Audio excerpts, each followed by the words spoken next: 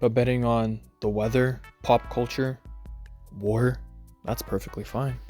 And you know the craziest part? The Onion is actually the reason that this crazy type of gambling is allowed. Recently, when the government tried to ban betting on the US election, a federal judge shut them down. Her logic was simple. Congress knows how to ban specific gambles when they want to. They passed a law specifically banning onions. They passed a law specifically banning movie box office receipts. But they never passed a law banning election bets. So because the Onion Act is so specific, the courts decided that everything else is fair game. You know, for a few years, it felt like the peak of this madness was just sports betting apps screaming at us during halftime. That was annoying, but at least it was contained to a game.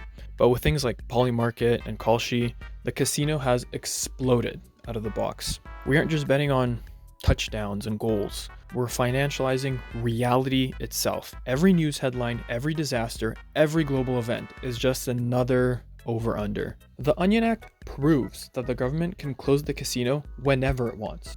They could ban the apps tomorrow, but between the lobbying checks and the tax revenue, let's just say the casino pays the bills. So I'm going with the Onion. We're gonna cry either way, really. But at least with the Onion, the tears are free. The long-term vision is to financialize everything and create a tradable asset out of any difference in opinion.